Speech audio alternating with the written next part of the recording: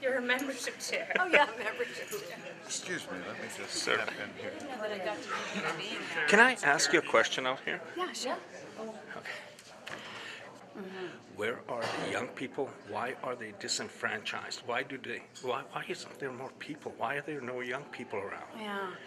Well, I would imagine that what Christy would tell you is that the reason people are sort of disengaged is because of things like the HST. Like people have lost faith in government because they don't feel like they're consulted, that their just wishes are not really being respected, and so they kind of go, well then screw it, I'll just go live my life. I mean, I have heard that so many times that that I think that's a real issue, and I think that the only way to get that, restore that kind of belief again, is to listen more and be more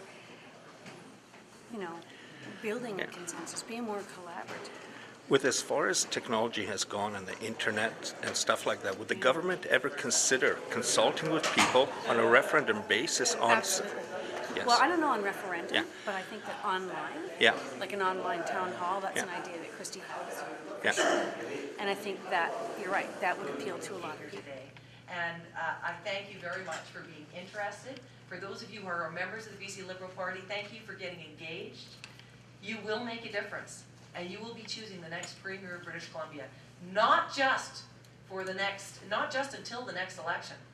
You'll be choosing the next Premier of British Columbia for 4 years after that too. It's a big decision you have to make on the 26th. I'm delighted you came. Thank you so much. Can we still stand up?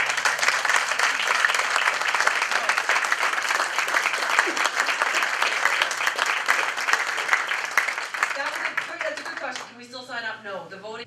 There are other things like transfers that we're getting for health or not getting for health. I think we need to talk to them about that. There are some big immigration issues that we need to deal with them on, and some big trade issues internationally. I mean, for example, the federal government has gotten very interested in trade with Europe. Well, I mean, what about trade with China? What about trade with India? I mean, so there are some other issues that I want to put on the agenda ahead of that. We may become a have-not province if the NDP get into power. I won't want to. What about trade between provinces? There seems to be too much trade. There is. There's too much. There's too many barriers between our provinces. I agree with you there. What are you going to do about that? I think we need to continue to knock down those trade barriers. Gordon Campbell has given that some attention. I think it needs more though, because we talk a lot about productivity in the economy, which is kind of an abstract idea, right? And the HST is one of the things the government brought in to address productivity. Well, there's some other really big things that affect our productivity, and one of the biggest ones is interprovincial trade barriers. So we need to work to knock some of those down. And I think there is a real appetite in Alberta to continue with that. Although they're in a bit of a leadership vacuum at the moment, we may need to wait a little bit with them. But even in the western provinces where you'll have NDP governments, I think there's a real appetite to try and knock some of those barriers down. So yes, that's very high on the agenda. I should say, speaking of New Democrats, I often, we get into this next election, and I think some people imagine that it's going to be easy. And because I don't think it is, but nonetheless, I would like it to be easy. And my son goes to a Catholic school.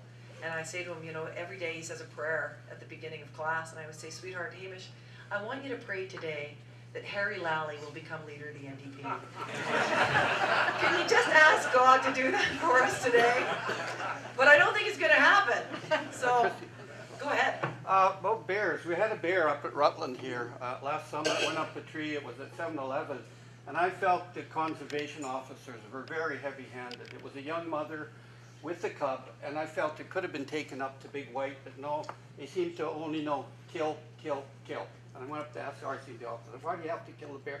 The public sympathies up there were on our side for the poor bear. Now, I like to address what the Liberal government will do for the grizzly bears, endangered species. They hardly exist in the lower 48 states. We've got quite a few up north, as you know, Tatsutini. How would the Liberal government, would they protect bears? Would they stop the poaching for their organs? I include the spirit bear here, which I think should have been the symbol for the Olympics.